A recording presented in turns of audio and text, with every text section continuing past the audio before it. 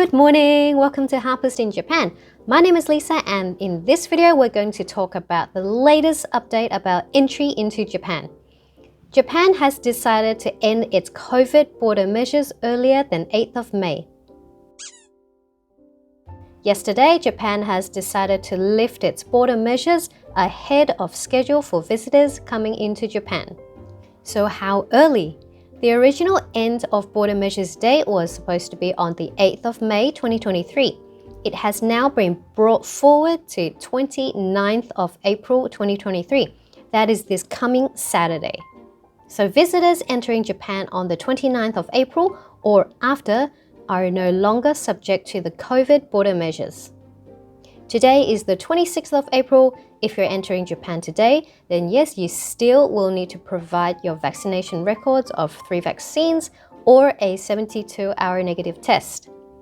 On the 29th of April and onwards, you do not need to provide any vaccination records nor negative test. The goal of lifting the border measures earlier than scheduled is to ease congestion at the airport.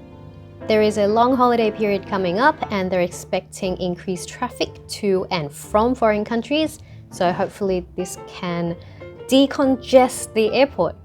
There will be a formal government announcement on the 28th of April. I've put some links below to the articles that are talking about the early lifting of the border measures if you're interested. Now, with the cancelling of the COVID border measures, do we still need Visit Japan Web anymore?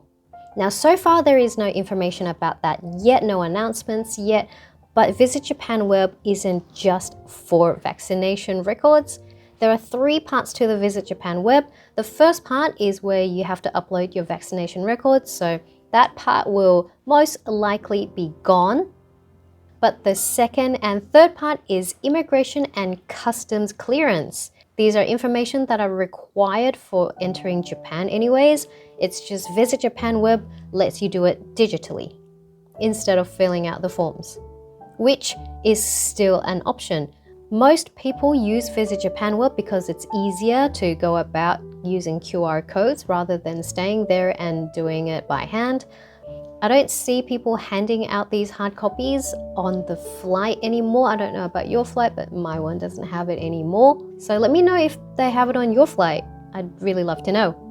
So there is the option of filling it out when you land in Japan. There are little tables on the side, you can do that, but it means you're going to be staying in the airport for a little bit longer.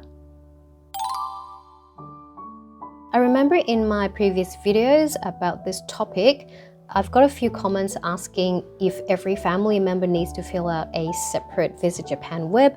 No. So say if you're a family and you've got 3 kids, you use one single account and that's fine. There's a place in there that says family and you click that and you fill out the details of your family members. So a lot of people who went to Japan during the Easter holidays suffered an extremely long wait at the airport. There are people who are stuck at the airport for 3 hours to 6 hours because, they missed the last train, so they had to stay overnight at the airport. That really sucks. I know, but was it really because of Visit Japan Web, or were the airports just understaffed and there were just too many visitors? It could be a combination of every one of them. But now I think they're really making an effort to make it work by pushing it early because there is a long holiday coming up, Golden Week, and people are coming in and out, a lot of travelers, a lot of traffic. So I think they're making an effort to really not let that 6-hour wait happen again at the airport. So for those of you that are visiting from Saturday onwards, well, great. Honestly, I'm not really sure how much this would help in decongesting the airport. As you know, the vaccination record and the test is the first part of Visit Japan Web.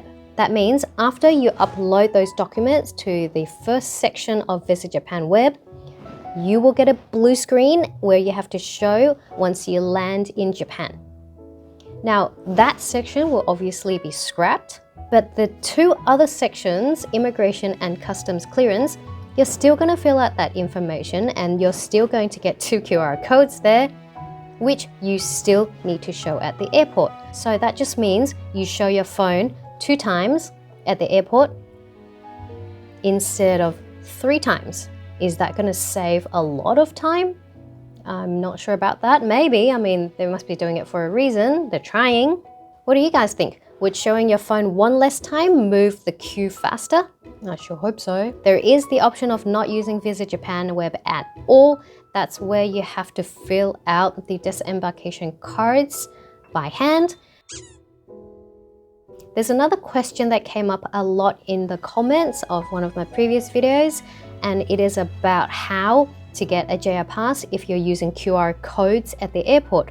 Will your passport be stamped? The answer is yes, your passport will still be stamped. In part 2 of Visit Japan Web, which is the immigration, that is a manned booth. You go and line up, and there's a human there where you show your passport and your QR code. That's where they stamp it for you. So don't worry, you will get your passport stamped and you will get your JR pass. Speaking of JR pass, obviously there is a huge update on that. I talk about that in this video here and the alternatives to JR pass. So please check it out if you're interested. Oh, one more thing I forgot to mention. If you're visiting Japan in the end of April or early May, it is Wisteria season. So I highly suggest you visit some temples and parks that have them. They're really, really pretty. Now, spring in Japan is beautiful. It is not just about cherry blossoms. There are a lot of other lovely blooms too. So I hope you get to see them on your trip. So I'll keep updating you guys as more information rolls out. By the way, how many of you guys have Kyoto planned for your next trip? Let me know in the comments down below. I was there just a few weeks ago and I visited a lot of amazing places, had a lot of amazing food. So please check out that video and I hope you can add some of the places to your itinerary. That's it for now. Thank you so much guys for watching all the way until the end. I really appreciate your support and I will see you soon in the next video. Bye!